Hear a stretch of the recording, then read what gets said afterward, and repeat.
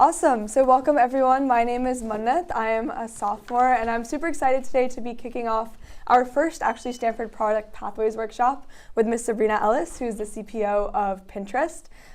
Product Pathways is a new club that I started with my friends Shrish and Julian, who is somewhere here. And our goal is to bring leaders in product here for our students to just learn from and talk to. So thank you so much for joining us today. Really excited to dive into more about what you do as a product manager and a CPO. But before we get into that, I'd love to just start by getting like a big picture. Where did you grow up? How did you get into tech? And also, you went to Stanford, so would love to hear about that. I spent many years here. It's a joke of which palm trees our tuition had paid for. Yes, so I grew up, I'm a total Silicon Valley kid. Literally, I was born in Mountain View El Camino Hospital.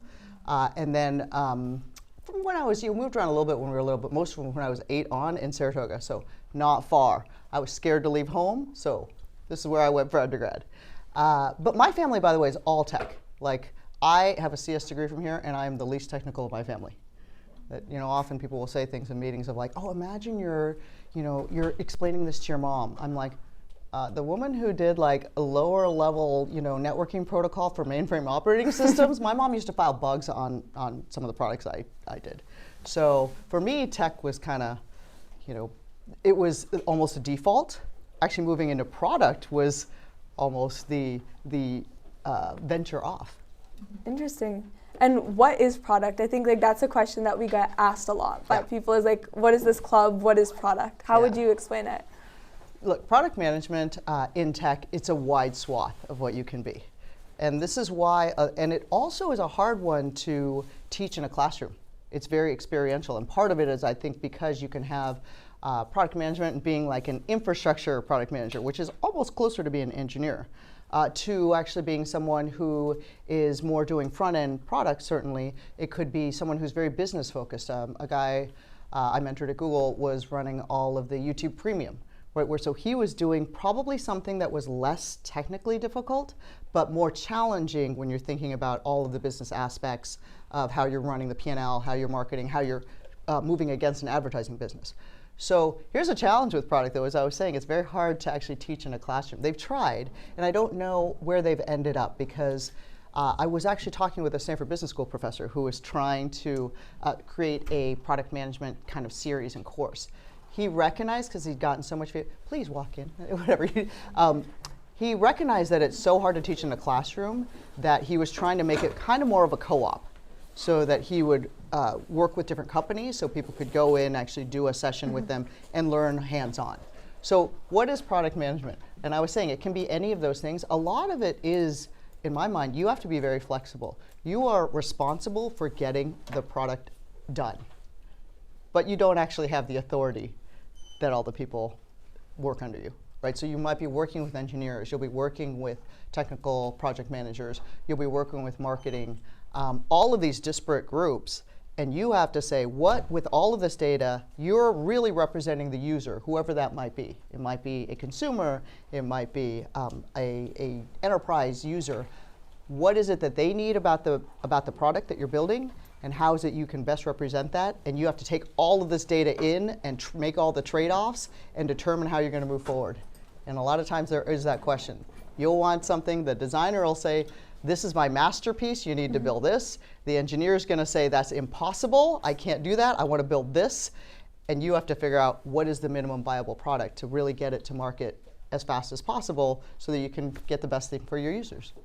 Super interesting. So what does the day-to-day look like? Like, how does that actually play out for you? It seems like there's a lot of different teams, a lot of different people involved. Yeah, I'll give you a day-to-day about my life, but that's probably a little different than if you guys are going to go start as like a APM somewhere. I mean, look, today, for instance, actually today we had a board meeting, so I presented to the board on our 2024 plan.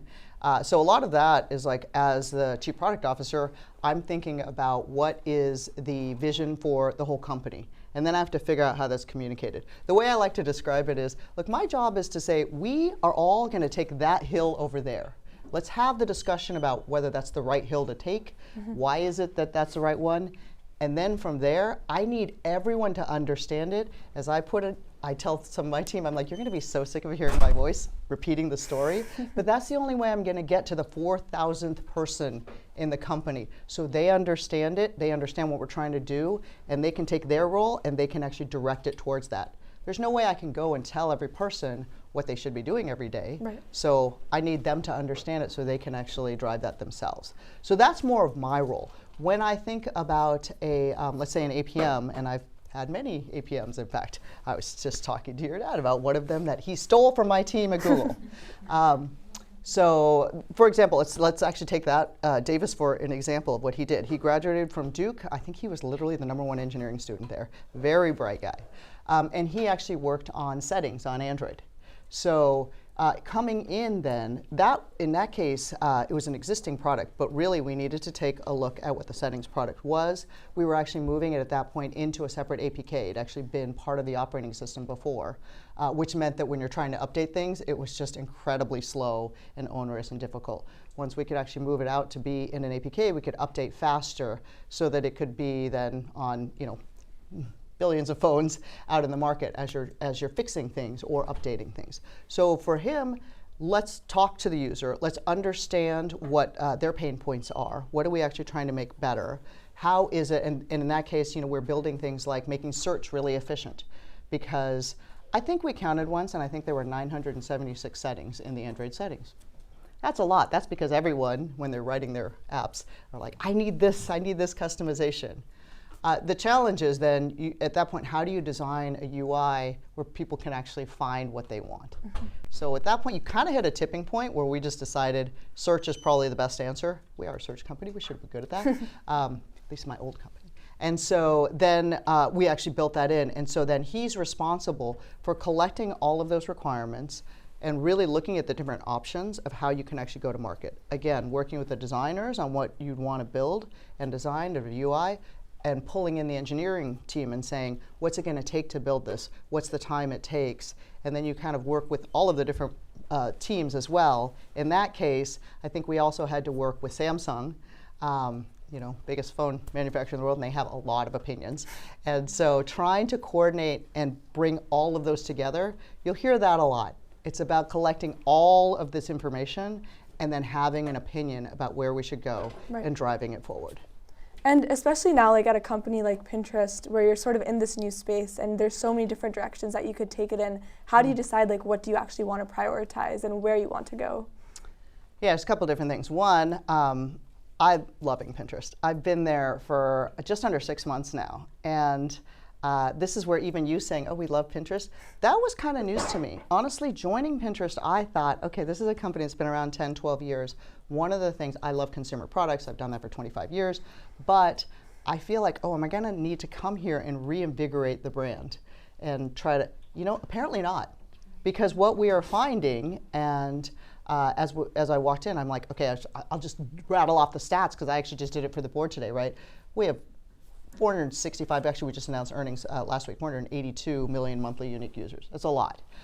But actually now, 42% of that user base is Gen Z.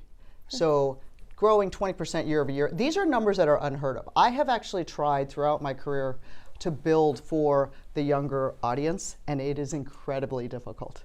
We're trying to chase you all, and you sense it, and you don't want it, and you reject us. So for me, seeing the engagement from I think all of you in the product, that's just so amazing. It's invigorating. So then you say, how do we decide where we're going to go next? Mm-hmm. A lot of it is really digging in and listening. We spend a lot of time. At Pinterest, they actually don't call them users. They call them pinners. You're all pinners. And so we do a lot of research, and we try to hear the pinner stories and understand what it is. What we hear a lot from all of you is, this is where I want to go for a positive, engaging environment where I can really be inspired and be happy. And that's something we really, really believe in. So look at projects. I tend to, for the whole company, try to think about it in a 70%, 20%, 10% layout. 70% is kind of our bread and butter. These are the projects that I need, that we have higher confidence in, that are going to hit the revenue numbers, that are going to hit our engagement numbers. And so we need to get those done, and we have to have them funded, and we need to get them done as efficiently as possible. 20% is where it really takes our vision, but kind of in a logical way takes it to the next step. I'm not sure it's going to drive a ton of impact on the engagement and revenue yet. We recently launched something called collages. What we're really trying to do is, right now you pin things, but going forward, let's say I see this home decor pin, and I just love the lamp. I think that lamp is going to be perfect in my dorm room, my bedroom. I'm able to pull that lamp out and have that as a cutout, and then combine it with other things to create a collage. Right? This is something that I think really makes sense. It actually is. People, when we even do it with user testing, they're like, oh yeah, that totally makes sense. This is cool. I can do it at a more granular level. But it's not something that I'm sure that's going to drive some of the metrics yet. That's in the 20%. The 10%, and I think you always need this, is exploratory. What is it that could be next? And you know what? Some of those are going to fail. You just got to bet on it, and I got to figure out how to get those teams to work more independently. Because this is where sometimes I'm like, you're in the 10% bucket. That's fun. You get to do all this cool stuff. That means that you can't go to the people in the 70% bucket and say like, hey, you need to prioritize my project. Because they're busy doing other things. Right. So that's kind of how I think about what's next overall. But a lot of the time we spend, exploring, listening to users. I also say to every product manager, I'm like, you own your space. You're the expert. You should always know what's next. You should listen. You may need to change things, but you should be the expert in your space, and the ideas come from them. Absolutely, and it seems like also based on what you're saying, it's a lot of leading by influence. So you're not actually managing the engineering and the design teams, but you're like sort of working with them and setting that vision. So how do you actually do that, and how do you get people to buy into your ideas? Yeah, this is the thing. It's funny. When I was at Google, I used to be a tech advisor. So anyone, we had this thing where senior execs would just open up their calendars and people would just come and talk about whatever. And what I would get from people who are not product managers, they'd all say like, I want to be a product manager. You get to make all the decisions. And I'm like, yeah, no, actually no. What happens is, as a product manager, you're responsible for all the decisions to be made. But you actually don't have that authority. So I was saying it's like herding genius feral cats that are sometimes kind of snippety. That would be the Google world, right? Because I mean, that is where a lot of people have their opinions. You have to figure out how you're going to influence. And I think this is what I tell a lot of the product managers on my team. I'm like, you got to figure out your own style. There's a guy named Nick Fox. He actually used to run, he's run all of ads at Google, all of search for Google. Now he's doing some climate, different things. He and I have really different styles. Like Nick just bashes you over the head with data and numbers where you almost have it all and you're like, you can't say no anymore, because he's shown you with so much logic of what direction we should be going, and that's how he sells his vision. For me, I tend to be much more people-oriented. I'm an extreme extrovert. I like to build relationships, and I think that way, when you have that partnership, your ideas are just heard in a very different light. And I really try to get there so that we can understand where we want to go together.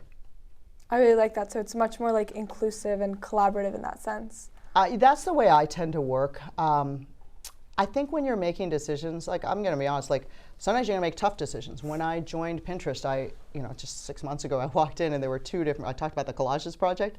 There was another project that was in that same realm. And I'm like, I'm confused. How are both of these projects existing here?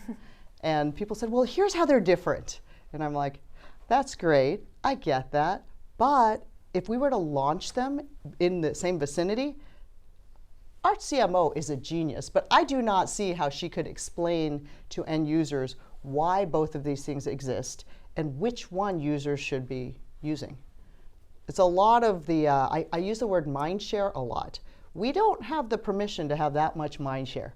I've gotten more humble through the years too. At the beginning, I built my feature and I'm like, this is awesome. Everyone's gonna love it. They're all gonna want to use it. And what you realize later is people are busy. Y'all have, exams to do, whatever, right? You're very busy people. So what is it that I have the permission to actually take up your mind share with? So in that case, there were two different projects that were conflicting and I shut one down. And that, I think, was a little bit different from what had been done prior at Pinterest. They felt like it was mean, so people just kind of kept going. Honestly, I think that's mean, because we're not going to be able to dedicate the resources for both of those to be successful. So in that case, when you talk about influence, I had a group of people that didn't know me yet, and they were like, okay, who's the hatchet lady coming in? So what do? I took the time to talk with them. They sent me a 100-page deck as to why their project was great. So I went through their 100-page deck and I wrote a very long email and I pulled out all the data from their 100-page deck about why this would be challenging and wasn't the right thing for us to take on now. And they really appreciated that, but a lot of it is I always try to get to the point of, if you were in my shoes, what is it that you would decide? And in general, people are like, okay, with all that, you're probably right. If not, then let's have the discussion. But it's kind of like, don't advocate for your thing blindly. Let's think about what the right thing for the company is. Mm-hmm. And how do you have some of those tough conversations? What does that look like for you as the CPO? I mean, I think you're always going to. I think at any level. This is the one class that everyone who goes to Stanford Business School says probably had the biggest effect on their career is something that we officially call interpersonal dynamics and we unofficially call touchy-feely. And it's had a huge effect on my life for a couple of reasons. One, my husband and I took it together. So, that's probably helped. We've been married 23 years, and together for 25, so that works. But I think it really helps you learn how to communicate. Mm-hmm. Just, there are things that I didn't realize that I did before. Sometimes when you're like, oh, you make me so mad. It's like, well, no, actually, that person didn't do anything to you. You should actually rephrase it and say, look, when you said X, Y, Z, I felt really angry. They didn't do anything to you. That's how you reacted and that's how you felt. They also can't tell you didn't feel that way.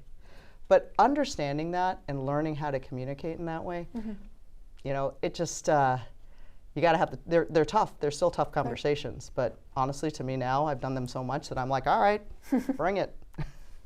That's super cool. I love the self-described hatchet lady.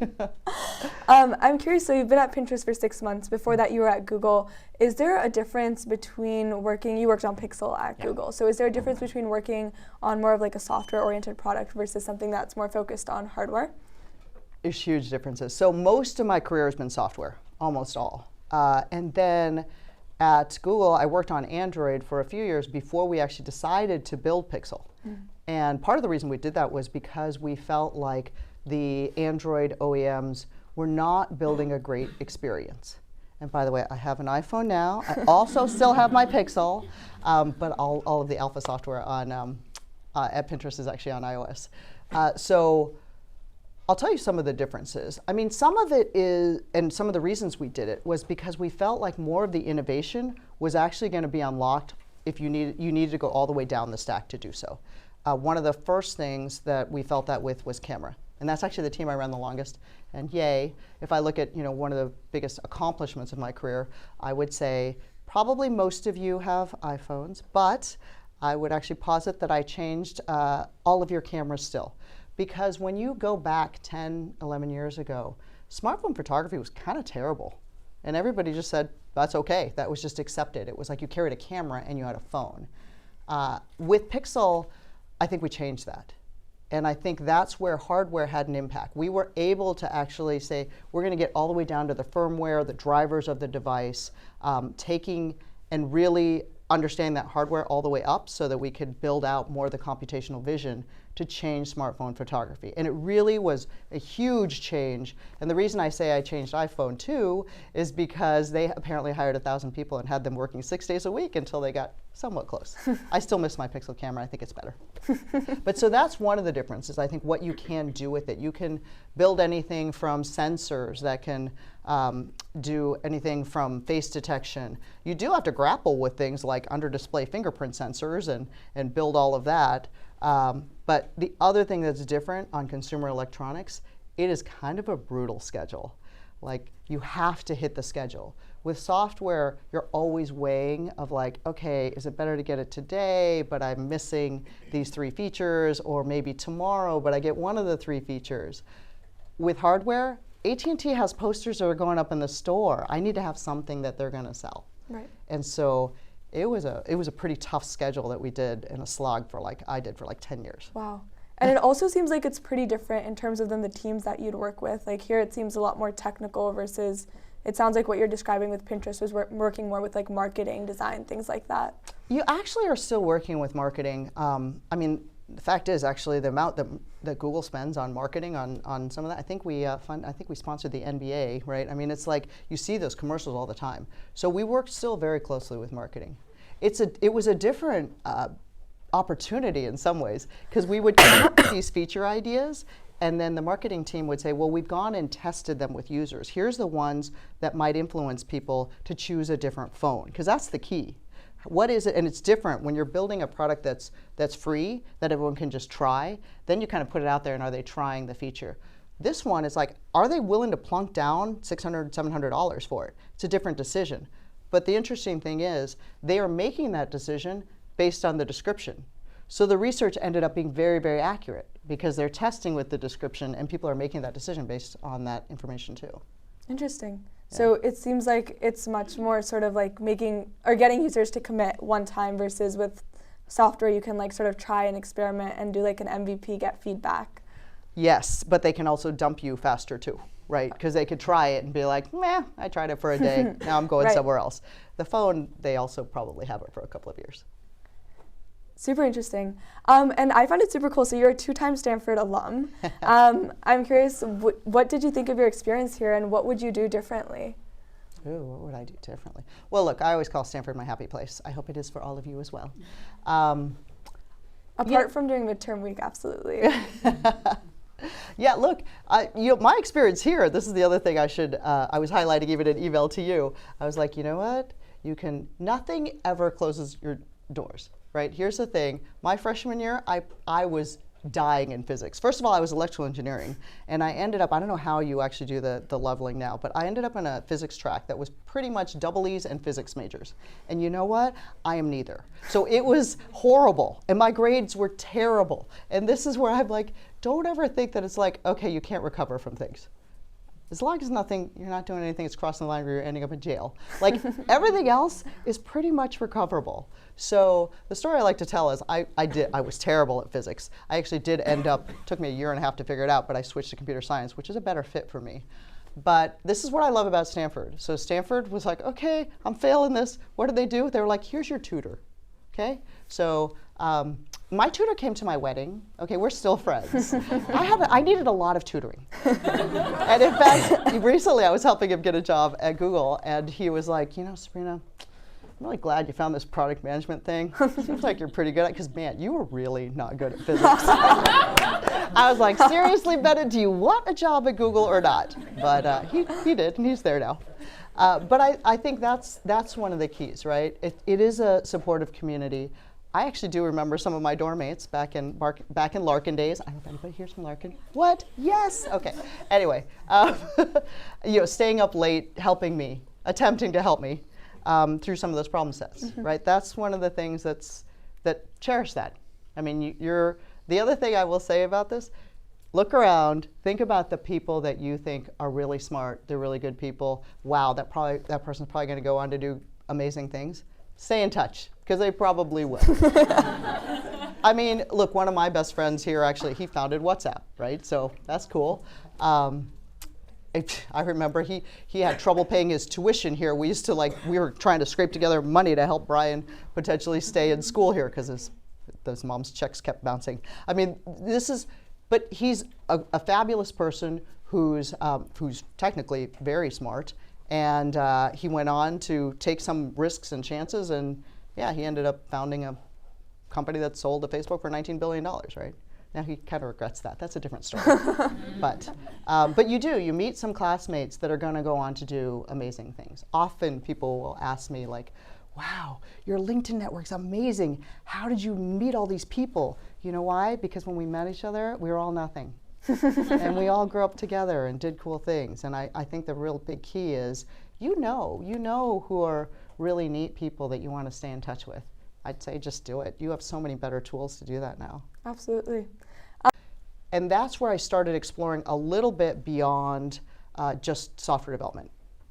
So for me, looking at that, building out this simulation project that we're building, that's when I thought maybe this product management thing would be interesting.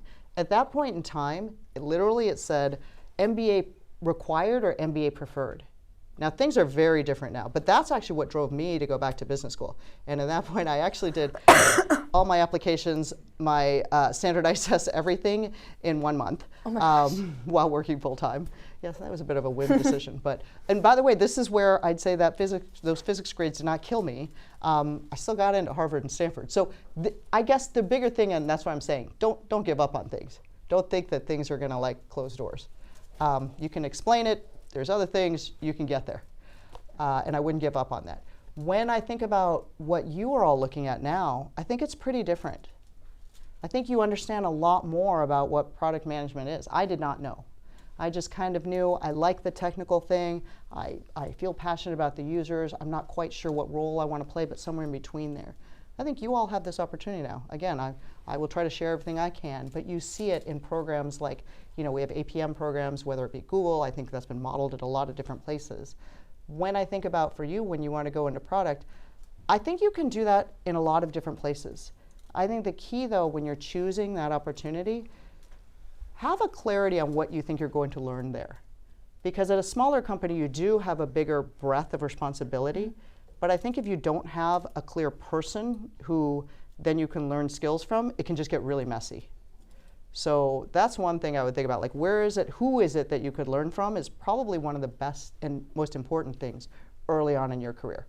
Some of the structured programs will actually offer you the opportunity where there's a whole bunch of people.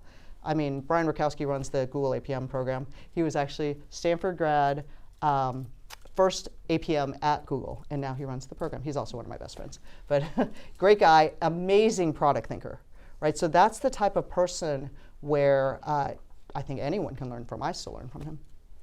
Super cool. And what is the APM program? Could you share a little bit more about that and what companies are looking for out of like recent college grads? Yeah, so I can only talk about the Google one. I think many others are modeled off of it, but you all can probably tell me more about those. The Google APM program was designed with the overall kind of theory that PMs are more generalists, and it's really important to find really smart people who can be adaptable if we build in the skills. And if we actually bring them in early in their career, they will learn enough about Google that they will be able to influence and drive more influence more quickly. So that was more the theory behind it. All of the APMs early on had technical degrees. And frankly, I think they have interviews that are basically the same as the SWE interview on the technical side, and then also on the product side. And we look for folks with a couple of different areas. One is on the product strategy side. This is just thinking about an overall space. You might say, I'm trying to remember, I think they'd say things like, how would you design, maps today in a place that it never existed before, that type of thing.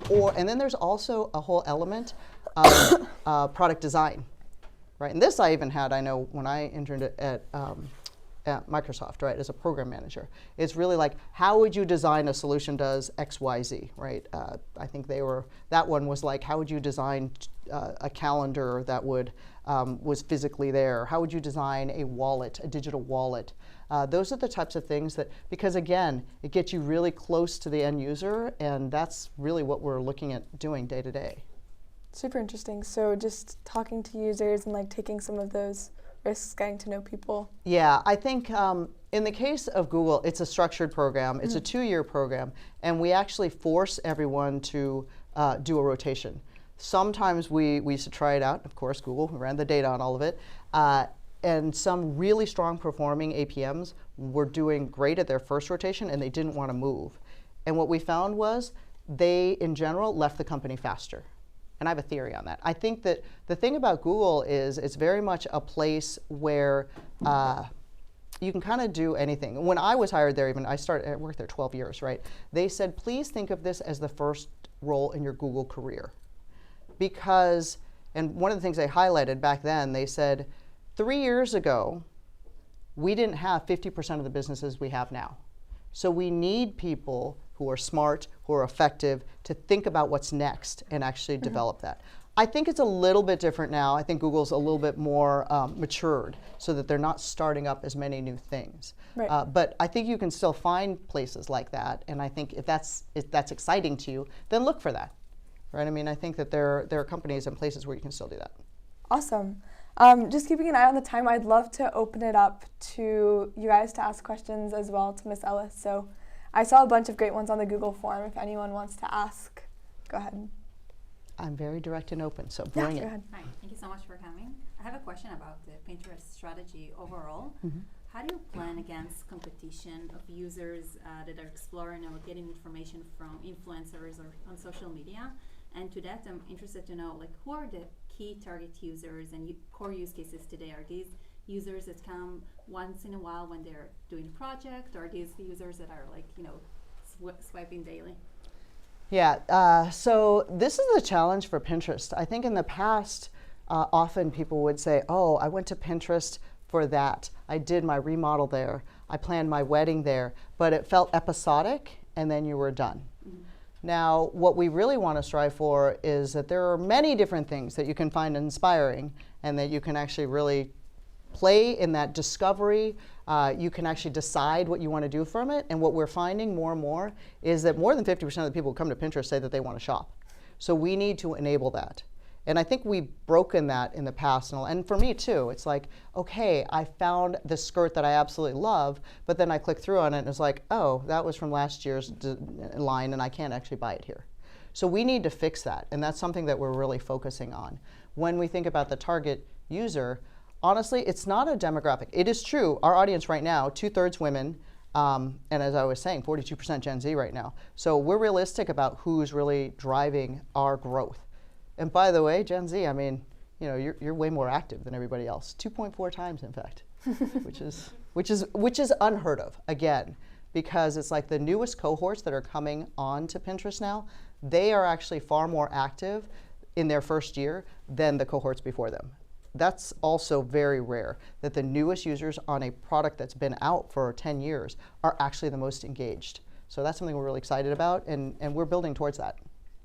Interesting. So e-commerce is sort of becoming your new strategy. Wouldn't you say that's already like a very established space? How are you trying to break into that? Yeah, I think it's different. I mean, I think that a lot of the e-commerce right now is very transactional. Mm-hmm. So as I put it, I think about it this way. Like, I grew up a mall rat. My brother literally called me that. I like the mall. I like hanging out there. My husband, when he goes to the mall, it's like the go hunt, kill, go home, right? And I think a lot, if you look at e-commerce now, it's about that. It's about efficiency and it's about getting in and out. Now, I think that there's a lot about shopping that's not just that. You're discovering things. You're enjoying that process. You're learning about new brands. You're learning about yourself. And I think that's what we have the opportunity to offer. And what we need, we are one of the only places where you actually have all of that whole journey. Mm-hmm. Because most of the places it's like, okay, at Amazon I'm just buying. There are other places where I'm just learning about things. But we have the opportunity to actually offer that entire experience. And what we hear from our pinners is that they want that. So we need to figure out how to deliver it. That's a super interesting niche. I really like that. Yeah. Yeah, go ahead. Yeah. Hi, Sabrina. Thank you so much for coming and talking to us today.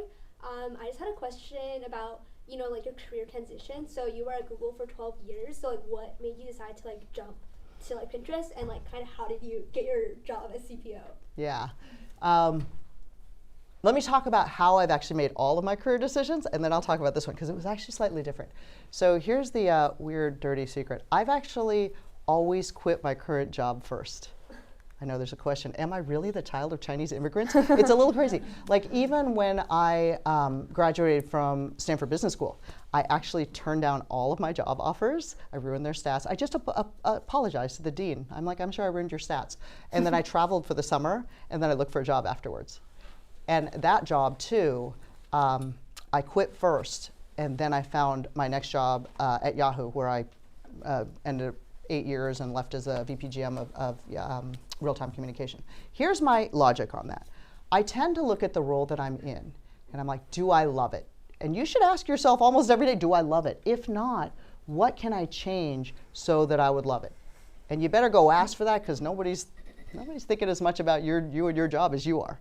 So I tend to go and actually change things if I can. It gets to a point where I'm like, I'm not having fun, whether it's just me, it's time to leave, or the role itself, actually, I can't change it. Then as I put a fork in me, I'm done. I then quit. That is bold. I know. It's very I know. bold. I know your dad's going, don't do this. But okay, I'm just saying, like, this is what I've done, and it's very empowering. And then what I want to do next is totally, it's a blank whiteboard. And I love that process. And I go and I find all my friends that are from undergrad, that are VCs, from business school, and I learn from them. And it's so fun to hear what they're doing, what cool things that they've heard of. And then I go and just start kind of checking around. And then I find what I want to do next. I think that way, now look, I'm very privileged to be able to do this. I recognize that. I happened to marry a GSB classmate, so our earning potential was pretty much equal, so I could have that freedom and flexibility. But it is incredibly empowering, and what happens is then you're not encumbered by running away from whatever it is that you didn't like about your prior job. You actually get to say with a clear mind, what is it that I want to be doing next? And I think that's kind of what's led me to jobs that match me better, that are more fun for me. Now, the Pinterest one is interesting. I did take a leave from Google, and again, so in some ways I did quit. About a year ago, I actually told them, I said, all right, I've been running this and doing it for 10 years, all of Android, Pixel software. I'm like, I want a break. And they were like, of course, whatever. And they were very kind to me, very generous. They're like, whatever you want. And I'm like, and I want to come back and do something different. And they were like, oh. Okay, whatever you want. They were so I took off 5 months. Now, most of that was like I had a lot of vacation and I took an unpaid leave. And then I came back. And at that point, I kind of want to do something different. I was actually working on Android sustainability. And then I was looking at kind of more the lifetime learning. Meaning, I feel like with a lot of the Gen AI developments, there are a lot of people where we're basically creating it where they don't have a job. I think Google has a responsibility. We've got all these assets. Sorry, I still say we. They have all these assets like YouTube and Classroom that we could help people retrain and just start thinking about it differently as far as how adults can retrain and reskill. So I was working on that when actually Bill Reddy, the CEO at Pinterest, called me. And this is where it happened really fast. This does not normally happen this way. Between our first meeting and him giving me literally the official offer, 2 weeks and 5 days. Wow. Yeah, it felt right. He and I had not worked together at Google. We'd only spoken on panels together, but we knew a ton of people in common. 2 of my very best friends from Google worked directly for him, and they are very discerning people, and they were like, Bill's a real deal, and I think that you'll really get along, and I have loved it. So this one happened very, very fast. That was unusual for me, but there are a lot of things that felt right. Let's just say both of the SVPs I talked to, when I told them at Google, they were like, that's the perfect job for you. They're like, we want you to stay, but then again, you're going to have so much fun. I mean, even Sundar, I sent him an email, and he's like, you and Bill are going to do great. That's going to, thank you for everything you've done. So it felt right. Thank you. Maybe following up on your career journey, did you ever think about starting your own company? Some have come to me and asked me if I would join them. I haven't really seriously, and I'll tell you why. I have a few friends, actually one of my best friends that I did all my problem sets with in CS at Stanford, and he has founded multiple companies, and he said this to me. He said, founding is so hard. And he's done it a couple of times. One time, actually, his company actually got taken from him. Literally, the board fired him as CEO. The company he ended up making still a ton of money from it because he still had a lot of shares. But he said that was one of the most painful experiences he'd ever had. So his opinion was this, and I thought it was fairly accurate. He's like, you can be successful at many organizations, at large organizations. You can drive a lot of influence and be happy doing that, happy and effective. He's like, I found because I can't do anything else. He's like, you found when that's in some ways, the only thing that you could do. That was his opinion. It's very hard. And so recognizing that and where I want to spend my energy, I actually think my skills are probably most effective in slightly larger organizations where I can drive the change that way. Personally, I don't think that's true for everybody. Yeah. Hi, thank you for speaking. I was wondering, what do you think is the best major and is the best things to prioritize learning in undergrad to become a good product manager? This is an interesting question. Deb Liu, who I don't know if you've heard, she's the CEO of Ancestry. And she's written a recent book, she and our friends, and we were talking about this several years ago, because When we were earlier in our careers, I remember one of the most technical product managers I had at Yahoo, on my team at Yahoo. He wrote the Canned Spam Act, things like. He was a biology major from Brown. We had, there's somebody else, we were just talking about all the product managers back then, and many of them had very diverse majors, backgrounds. Google changed that because they all of a sudden decided that everyone needed a technical degree. I don't think that's right, but that changed the industry, I think, from then onward. Everybody wanted to be like Google, so now all of a sudden everyone's like, oh, product managers need to be technical. I disagree with that. And now actually on my team it's probably more varied, but I don't actually think it matters when I think about the people who are doing the job. I think you do need some analytical skills because a lot of it is you are going to be looking at metrics. You want to make sure that the things that you're building are effective. But here's the challenge. I think there are many organizations now that are still buying into that Google philosophy, and they actually want to see technical skills. So I don't think it's necessarily the right thing for the job, but it may be the easier path to get it. Great question. That's actually one that we've heard a lot from people, so thank you for answering that one. Yeah, go ahead. Thank you so much for sharing with us today. My question is, you said that you spent like 25 years in consumer tech. I was wondering what drew you to the consumer technology space versus like enterprise technology or B2B? Well, back to how I make decisions on what I do, it seemed more fun.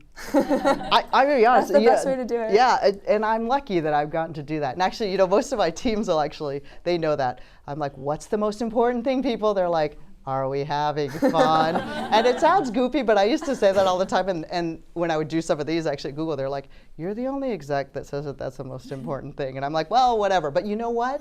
We are not going to build amazing products if we are not having fun. So this is where you need to find your passion, right? And for me, it is building consumer products. There's a spectrum though, right? The enterprise side, they can actually tell you what they want. And so sometimes then it's about, and they can tell you when they want it too, by the way, it's usually last week. But you can write a spreadsheet and they can tell you what they want. Small business audience, they can tell you what their problem is. They can't tell you necessarily how to fix it, but in general, they'll be like, hey, I've got this problem. My workers are always late, something. They can kind of tell you. Consumers, they can't tell you. If they tell you, they're probably not accurate. What you have to do, and this is where I have really enjoyed doing ethnographic research, it's about how you fit in their lives. And some of the most fun research I've done is actually internationally. I think you learn the most there. I've done everything from Vietnam, India, Korea, Taiwan. France. We just learned a lot in these countries about, and sometimes I think stepping out helps you see it better. Japan, you learn a lot from that. So that's why I've chosen consumer, but that was my choice. Just thought it'd be more fun. What does that research look like? Are you talking to governments, talking to consumers?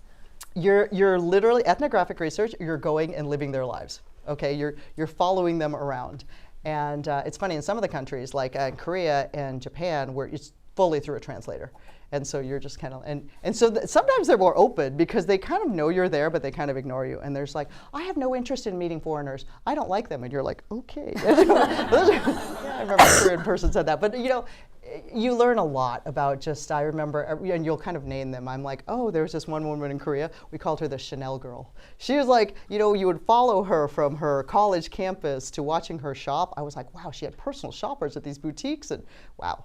And then you would just kind of think about your products and how they fit in their lives. Mm-hmm. Again, same thing in India. We would go and go to their home, go to their workplace, go to their school. You really follow them around. Wow, that's actually a lot of commitment. I thought it'd be like a phone call or something where you talk to them. That's no, you're there. Full on stalking. Yes, but paid stalking. We paid stalking. Yeah, in the back. You mentioned earlier the split between 70, 20, and 10. Can you highlight a bit about what is the difference between 20 and 10, and how do you actually put the right person in 2010? Yeah. Is there anyone want to work on the fun part? Is it the 10 and 20? How do you use people to work on the fixing the cost? Yeah, I'll give you an example of what we're doing right now at Pinterest, actually, maybe the closest. We have a sister app called Shuffles. That's actually in our 10 group. right? They actually started that as a separate app. They move much more quickly. Part of it is because that app is written on Swift. They can just technically move faster. But also, they are not as encumbered by everything from like the Pinterest brand to everything else that you need to be able to do on Pinterest. So that's in the 10. Whereas actually, funny enough, we took a project, and what I talked about with collages, we brought that from Shuffles into Pinterest. And that's in the 20. Does that make sense? That makes sense. Yeah.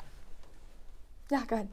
Thank you for being here. I wondered if you can elaborate a little bit more about the transition between different companies as an executive, as a product leader who already have experience in a specific domain. Like, how do you brand yourself, or what makes you like the perfect candidate for a different company in a different industry?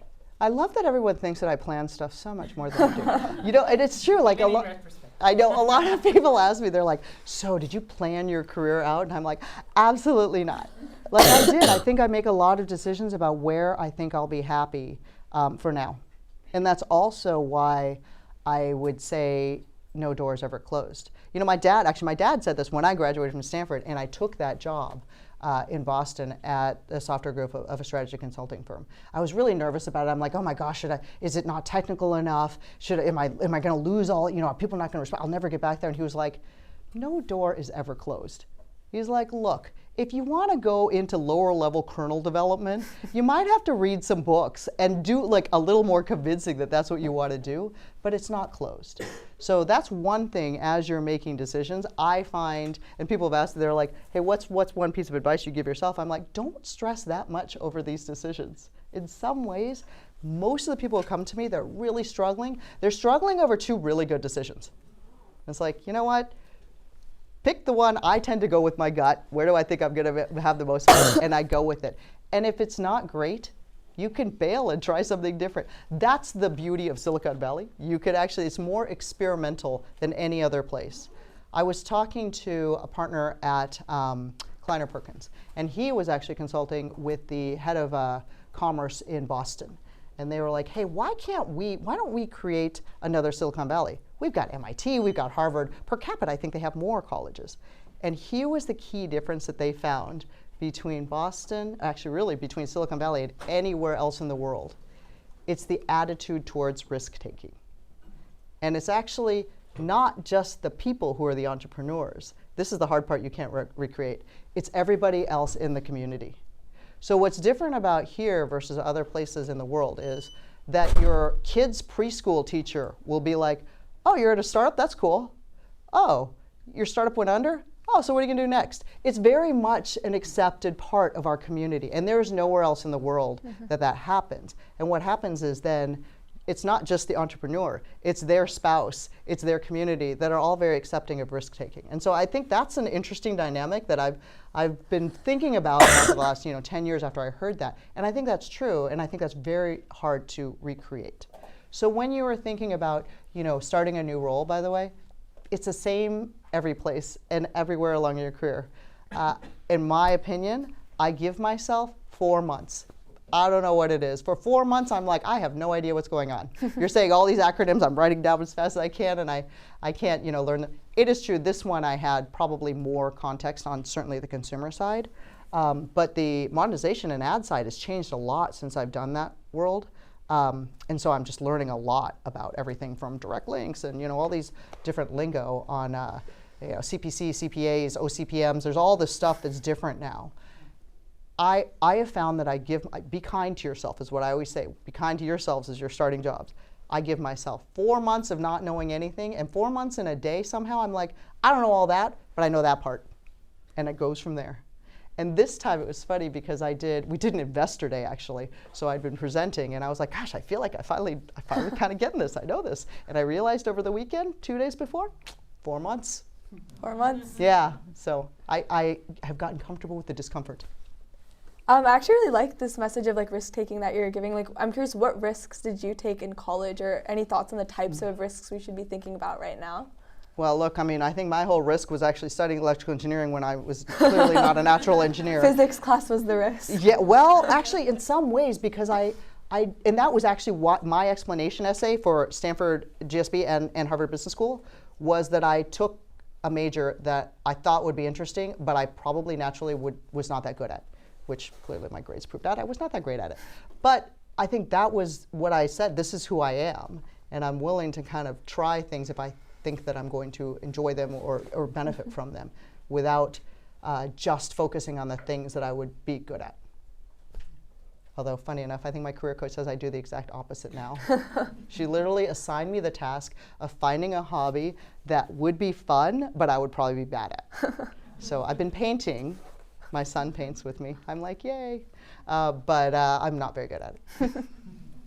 Probably still better than me. I actually can't even draw a circle to save my life. Yeah, go ahead. Hi, thank you for the talk. My question is, what are the exit opportunities as a product manager, and have you seen any when going to venture capital after that? Yes, there are. Look, I think that with a product management background, you can do a lot of things. Often people will say they're the mini CEO because you are responsible for driving it. Now, I say that's a little different because as CEO, actually, people all report to you. So you do have the authority. So in some ways, a product management role is harder because you actually have to do all of that, lead all of that, and you don't have the authority. So you have to influence.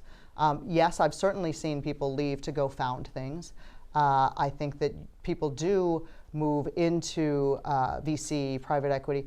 It is different, though. It's very different because from an operator role, people use this analogy, the player versus the coach. Right? All of a sudden now you aren't in that that playing zone, and that's where all of your skills have been built up.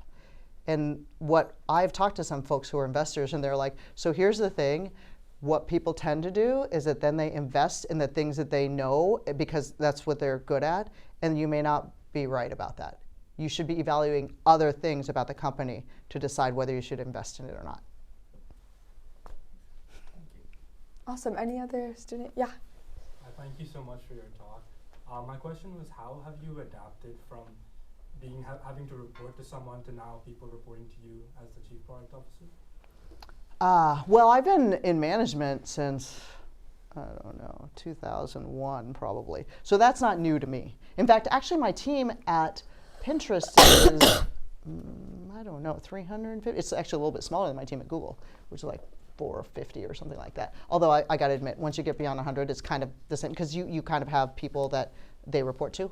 So who's reporting directly to you should probably be under 10 or you get overwhelmed, and probably between 5 and 10. So that's not that different. I think the key is almost when you first get into management and how do you think about it. And I think the challenges there a lot about are learning how to delegate your work and delegate and not trying to do it all.